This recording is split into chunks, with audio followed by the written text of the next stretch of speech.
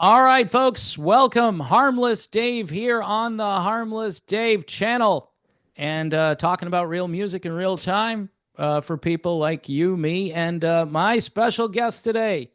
Where are you, Mark? Where do you reside? I have no idea where you're located. I am in the tip of the mitt in the lower peninsula of Michigan. You know, the upper peninsula people, we call them Yoopers, You and and uppers. they call us trolls because we are under the bridge. All right, so we got Mark Farner here. He was once in this little band from the 1970s. You guys might know that band, Grand Funk Railroad. I spent a little time in classic rock, doing the classic rock radio thing, Mark, and we played a lot of Grand Funk. I mean, the audience shining on. When I played Shining On, I mean, just the phones would light up like, you guys are the only ones playing this song. You know what I'm saying? And people really loved you. I was on Cape Cod doing classic rock, and they Awesome. they loved you out there, man. They probably still love you there. So I, yeah, and I love them. I mean, in 1969 we were in East Sandwich, and we were in summer cottages. It's the first time these Michigan boys ever saw the ocean. So we're out picking up all these shells and starfish and, what the sea biscuits and all this stuff yep. that we learned about. And we were going to take all that stuff back with us and show everybody, hey, look what we got. But then that worst snowstorm in the history of the world hit the East Coast in 1969, February. Yep. Dude, Yep. the pipes froze. Yep. We were snowed in. There Yep. was a little tiny gas heater to heat the whole place. And we were all huddled around it going, what are we going to do? The pipes froze. Look, Wow. when Yeah. the pipes freeze, you can't do a number two in the house. No, you can't even wash your hands. We were melting down snow Yep. to make oatmeal. What the guy from the East Sandwich General Store there was fronting to us until we got enough money to pay for it because we were out there. They told us if we went and did these promotional gigs, we could go back and make some good money. Well, we thought it was all promotional and didn't know we were actually being paid, but that's a long story. Wow. I remember East Sandwich, and I remember Cape Cod, and that wonderful man at the grocery store. Man, that's a good. I didn't know we'd start off with, but that's a good story, brother. In 1969, that was the storm. It just sat off the coast because I'm a weather geek, and I went back in time, and Blizzard of '78 was a big deal, but '69, Oh, they said the snow drifts are like over your head and stuff, and it was crazy. absolutely. Yeah, man. Yeah. So Yep. let's get to your new album here because I know you're booked up because everyone wants to talk to Mark Farner, and I tell you what, brother, I listened to this album and I had I the some of the lyrics in some of these songs just I mean, first of all, mentions of the New World Order. I heard that. 2000 mules, which if you can work 2000 mules into a song, that's pretty good. Um, the song Anymore, every time I listen to it, it sticks in my head more and more. Oh, Um, thank you're you. you're writing a lot of truth in these songs, and you had some great production from Mark Slaughter, which is kind of an interesting combination between Mark Farner and Mark Slaughter. Tell us tell us how that relationship got going. Well, we were doing rock and roll fantasy camp, Dave, and we were in New York City. And of course, David Fishoff, who runs the camp, he owns the camp.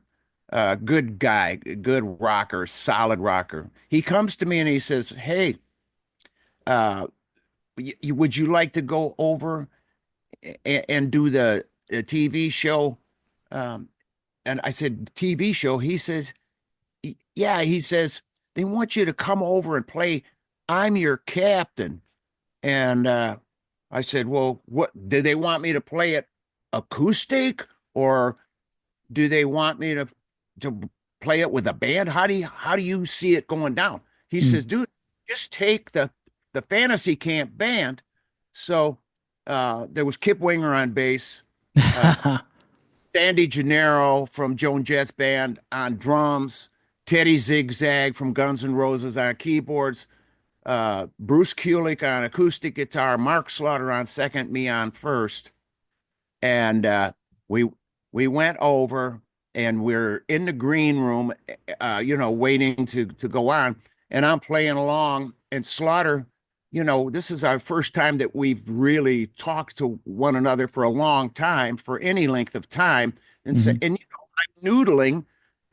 Because I always have to warm up my hand before I actually go out and play. I do that for like an hour before I go out and hit the stage when I'm doing one of my shows. I'm in there getting Yeah. ready. Right. So, anyways, I'm playing this song. Slaughter goes, "What is that?" I said, "It's called Oh Darling. I'm working on it." He says, "Man, I love that chord progression. I'd like to work on that with you." And I mean, that was years ago that happened, but it's on this album. It is. Yeah. Yeah, I mean every track on this, and you redo uh closer to home, closer to my home, which is such an iconic. I used to call that, in the radio business, that's a bathroom song.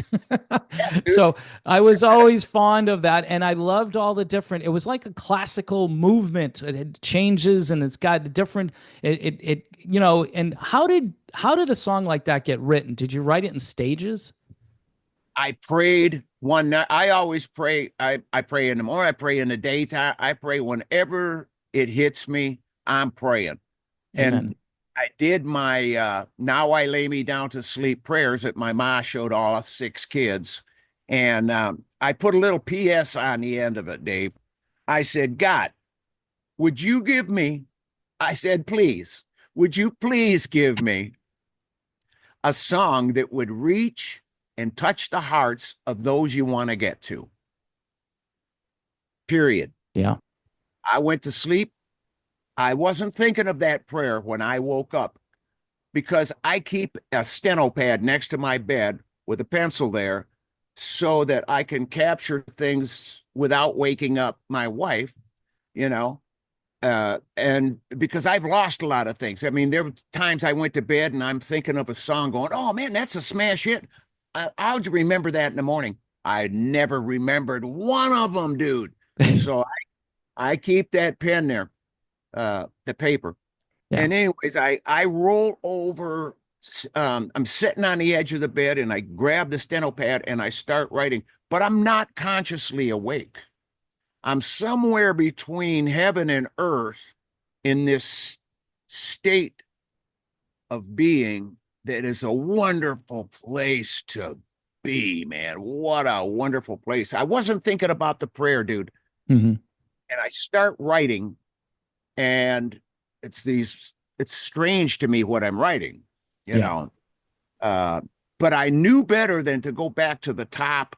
You know how you're writing a song, sometimes you'll use that first verse to get you into a chorus or maybe the second verse. You don't know how it's staging up, but the dynamics are, usually a verse, a bridge, a chorus. Yeah. Uh, Right.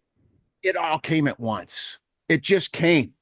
And dude, by the end of the time it took me to write it, I was spent. My energy was sapped out of my body. It was just like, whoa.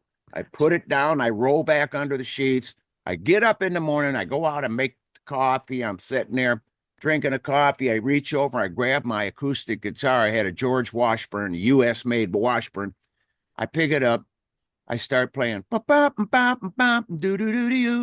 And oh, that's a pretty good lick, Yeah. Yeah. That And opening, that opening is so good. It's just it gets you right into it. that was it, man. It all I just said, "Oh, maybe those words, maybe that is lyrics to a song." And I went Yeah. and grabbed it, brought them out, pushed the button on my cassette recorder. That was state of the art, dude. I had a state of the art cassette. No digital recording devices for you. Yeah. That's right. No, go back and fix it. Start here. No, Right. it was just and it all came out. Took it to rehearsal. We worked on it. And both Don and Mel said, "Man, Farner, that song's a hit, man." I told them. So I prayed for it. I prayed for it. God delivered. Yeah, I mean, you guys, people forget you guys were like a power trio in three-piece band at the beginning, right? And Yes. who anybody in those early days that you were inspired by, like the James Gang or anybody like that, or Well, Hendrix, oh yeah, okay, yeah, sorry, that's an obvious yeah, one. yeah. He was my guitar god. Hendrix was, he could make that thing cry. He could make it laugh. He could make it sing. Hmm. And uh, it was so much a part of who he was. And I admired that about him. And I said, man, I would love to be able to do that with my guitar. And I started playing when I was 15. Grand Funk had our first million selling album when I was 20, dude.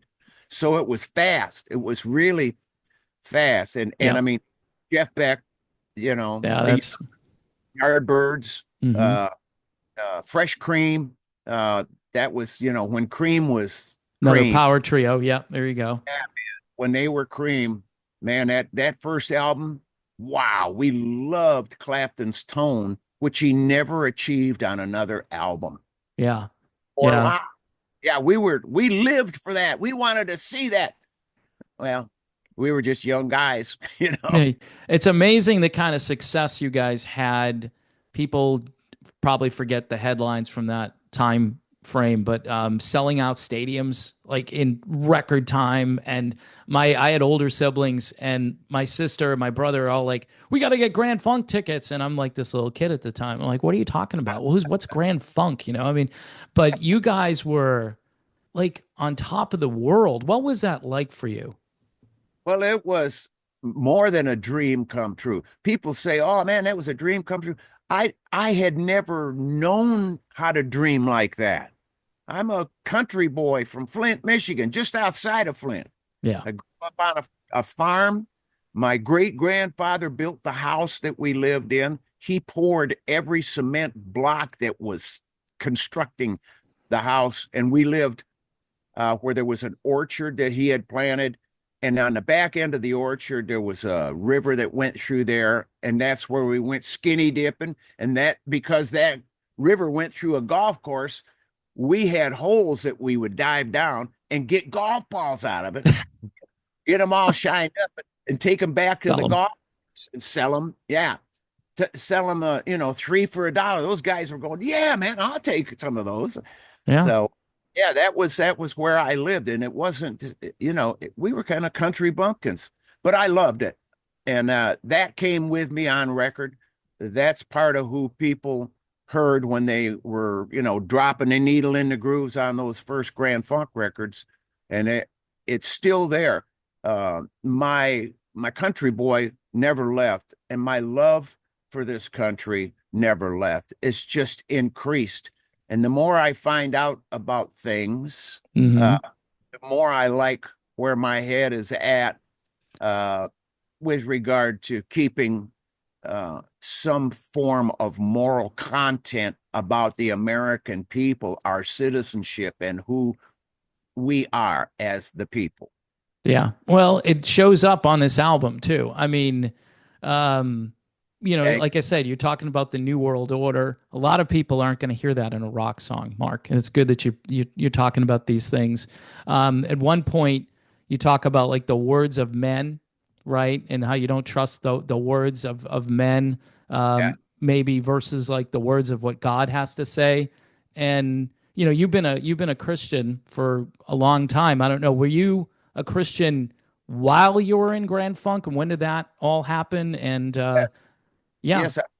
When my dad died, I was 9 years old, Dave, and he was a not only was he a veteran, a tank driver in the 7th Armored Division, World War II, returned home with 4 Bronze Stars. He was in 4 major battles. And my wow, mother was the first woman in the United States to weld on Sherman tanks at Fisher Body in Flint, Michigan. So that is in my background. That is part of my upbringing. And so when my dad died, I was 9 years old. Him and a fellow firemen were killed in a car train wreck, and oh that wow, changed. that changed our lives. My mother remarried a couple of years later, and I have a half brother and half sister, wonderful people.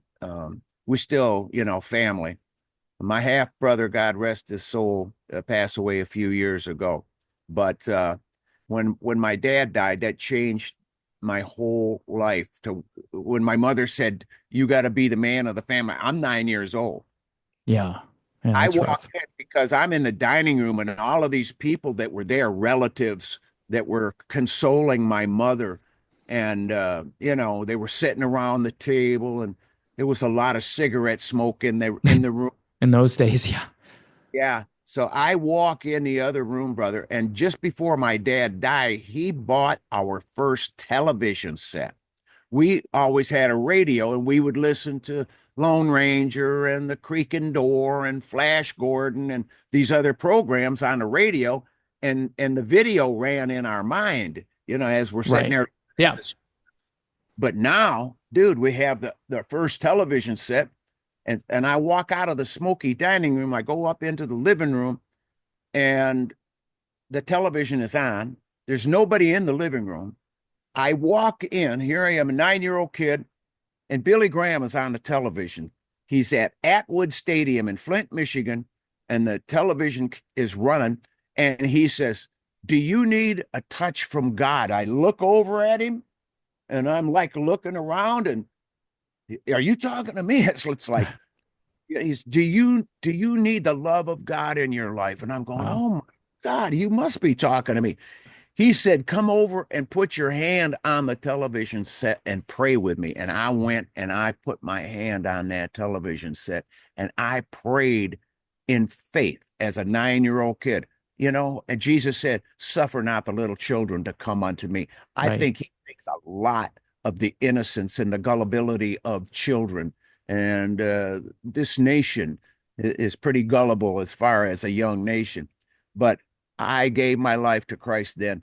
I went and became this rock star, but I didn't go to church, and I don't think that going to church makes you a Christian any more than going to McDonald's makes you a hamburger. Same kind, you know. I believe that we have to set ourselves free, but that comes from a relationship with God that we individually establish and recognize and submit our hearts to. Mm-hmm. Mm-hmm. Then we can set ourselves free. It's like Bob Marley said, emancipate It's yourselves. a great, yeah, it's a great song. Yeah, man, we need to set ourselves free. Nobody else is going to do it. Everybody else wants to trap us, wants to make slaves out of us. And those people who run that big debt game, they run the world. So you got to be real careful. This album, as you mentioned, brother, Mm-hmm. uh, contains some leads. It contains some methodology to get yourself ready and get yourself free. Yeah, brilliant stuff. Surveilling Us was another song. I'm like, you're not gonna hear. I mean, when I heard this, I'm like, someone said, "Well, Mark Farner has a new album out." My buddy at the radio station, who I think you did an interview with not too long ago, Modern Retro Radio. I'll give them a quick plug Yeah, here. yeah, Um, he's like, "Have you heard the new Mark Farner?" I'm like, "New Mark Farner," and I'm just like, "Oh, I got to go." And I'm listening to it. And brother, not only are the songs well written, but the guitar is it's like in your face. It's like a rock album, without all the production crap going on. And I'm yeah. thinking to myself, it figures that Mark Farner would record a great album with great lyrics, redo his signature song. By the way, you sound, I don't know, some people, I'm not giving away your age or anything like that. But I'm hearing a lot of rock singers today trying to sing, and it's not working out too well for them. And going out on tour and they're making millions of dollars, and people are paying 200-300 bucks a ticket to go see a guy who's croaking his words out basically, and you're like 100%. You're just like killing it, still right there where you've always been. I mean, you must take good care of your voice. I mean, God blessed you obviously with a great singing voice. What do you attribute all that to?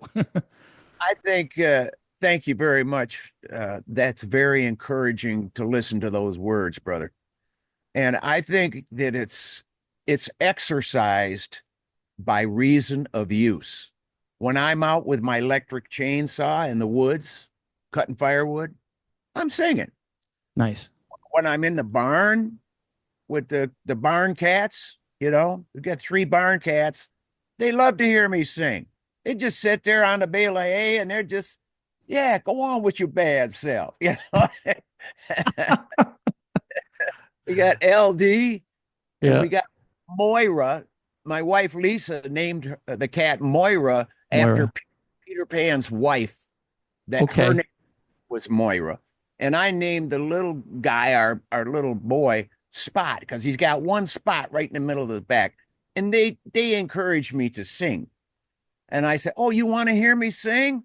Okay." And I start, I just and riding in a car, I never read my lips. Never turn the radio on because I'm a songwriter. I have to be prepared for the next song that's coming. I've got a lot of them in the car, riding in the tractor, going around cutting hay, baling hay, planting corn. Yeah, it's singing a tune and I'm making a song to it. I think I'm blessed in that regard that the talent that God has given me, I'm giving him a return on it because I'm saying where it's coming from.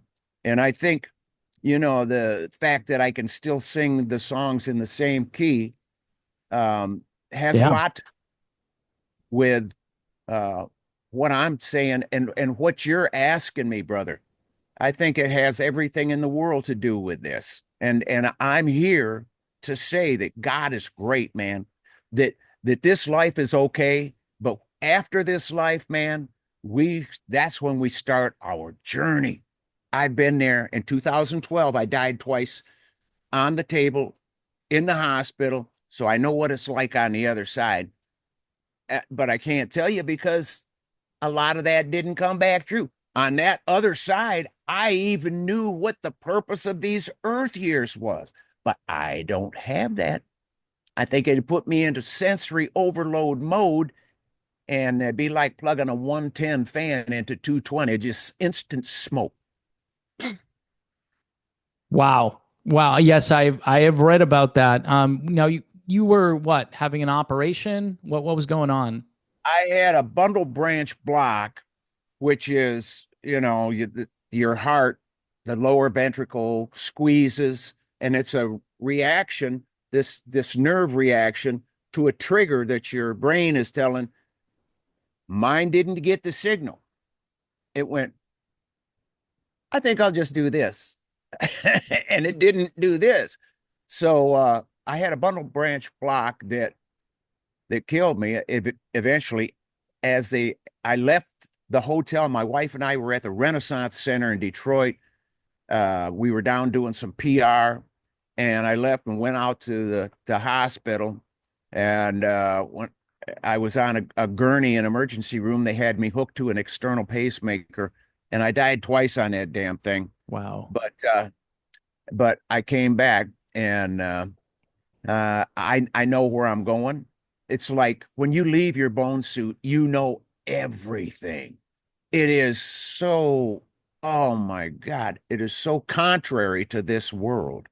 The state of mind that we're in here does not exist there. Yeah. It, you don't take anything but the love, brother. The That makes so much sense to me. That makes so much sense to me. And it's so much hope. So if you're watching this, you're listening to Mark, here's the hope, man. This is it. So that's a just a great story. And it's true. More importantly, it's true. All right, I gotta ask you a couple of these questions because I'm sure that people are want to know. So first, how come Grand Funk Railroad isn't in the Rock and Roll Hall of Fame? I think it's because we don't have that brown ring around our lips. I never heard it said that way. It must be. It's got to be like the farm boy thing. There, Yeah, that was well said. The thing around brown. Okay, so we all know what that means. Not kissing the right, you know what. So, That's but right. but man, you talk about influence, all the things that you talk about influence and records sold and stadiums sold out and it was like what is it? Grand Funk Mania. It was like Beatlemania. I mean, people forget how big you guys were. So it's just and they put the Go-Go's in the Rock and Roll Hall of Fame, right? Oh, They yeah. they put the Go-Go's in because they needed to fill a certain Uh, category, right? yeah, man. I mean, you guys were a three-piece band. You put out more sound per person in a band than, other than you mentioned Hendrix and Cream, but you guys had the funk too, as they say. I mean, you had a style. And Yeah. I don't understand. Just that's my own personal thing. Uh, You know radio, brother, and you know when the deregulation occurred yeah, in 1996 under the Clintons, that was the beginning of the razor going across the throat of freedom when someone dominates with yeah, I know. it was supposed to prevent the 777 rule. You could own 7 a.m., 7 FM, 7 television stations. That was supposed to prevent what we are now suffering from, which is a monopolization Ah, of the airwaves. But the Bible talks about Satan being the prince of the power of the air. you know, I think we're there about now because these people that are controlling the airwaves are putting so much BS in these lovely, gullible people, innocent people around the world have believed those lies so much that we're at odds with each other. But the thing that they know about people is once somebody buys into it, whether it is a lie or not, you could stack up the information to show them how wrong they are, but yeah. they're never going to admit it because of the nature of the human being. The pride and ego don't want to confess having been wrong. Yeah, well, and there's a lot of money obviously involved in it too, where they Yeah, want to protect. They want to. I mean, I tell people, I'm like, you go and look at a story, right? Say your album, right, gets released, and so a classic rock website has, hey, look, Mark Farner has a new album out. Are they going to play anything from it? No, of course not. But they're going to tell everybody that Mark Farner has. That drives me crazy. I'm like, yeah. why are you plugging his album or giving him a mention? If you should be playing this song. I don't know, pick a song, any song, play Surveilling. They'll never play Surveilling. But but like you got a couple of like Friends Forever is a song did you write that with Jim Peterick, right? Absolutely. Brother Peterick, what a great guy. Yeah, I had him on my show like a few years ago, and people were saying bad things about me, and I said, "Well, all I know is Jim Peterick said that I knew what I was talking about." So at that point, I said, "The guy who wrote Eye of the Tiger and Vehicle, and you're telling me what?" So Yeah, anyway, I was that was a cool blessing. All right, so I got to ask you another question. yeah. Any chance of Mark, Mel, and Dawn getting back together again, and why isn't that happening? Not, it wouldn't be on my end. I have for over 24 years, I've tried to compel them to do what neither one of us can do separate from each other, and that is to give the Grand Funk sound. They control the trademark since I was convinced by one of them to sign my individual ownership of that trademark into the corporation where I was told it was going to have this protective umbrella. Boy, did I find out about majority rule, two against one. Yeah, even though I wrote over 90% of the Grand Funk catalog, that doesn't mean squat. It's whoever controls that trademark. Yeah, I know. As you know, there's a lot of bands out there that are touring that don't even have one original member, but they tell you it's whatever the name of the band is, like Foreigner. I mean, that's one. Yeah, But there's a lot of bands out Little River Band would be another one. there. You go. Yeah, I mean, it's just sad. I mean, so if these guys decided, and to me, I'm like an entrepreneur a little bit. I'm like, this would be amazing. I'd call Sammy Hagar. I'd be like, hey, Sammy, we got these three guys back together again. You're doing a big tour next year. We're gonna have Grand Funk and Sammy Hagar. You guys would sell out stadiums probably as fast as you did in 1971 or whatever. Yeah, man. It I just believe blows my that. mind. I believe that. Yeah, I mean, and people would love to see that. And we're all three of us still sucking air. I wanted to see the Beatles. Yeah. I'm thinking to myself as a fan, why the hell don't you guys just bury the hatchet and get up there and do it for us? Forget what your selfish motivations are for staying apart. Put yourself back where we can listen to you play, because actually there's only four people that can make the Beatles songs sound like the Beatles, and that's the four. Or Beatles, yeah. Yeah, there's only three people in the world that can make Grand Funk sound like Grand Funk records. And we're all still sucking air, but one of these days, one at a time, or maybe it'll be, yeah, I don't know how, but because I can't forecast that, but we are going to leave the planet, and the people that have missed seeing us ain't going to have an opportunity. So I'm all in it, brother.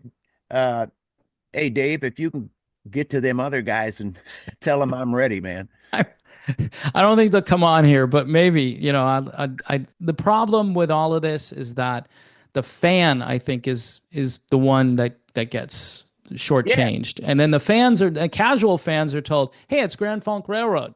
yeah, Well, you got a couple of guys who are in it, but then you got these other guys who aren't. And God bless the other guys. I'm sure they're fine musicians and good people.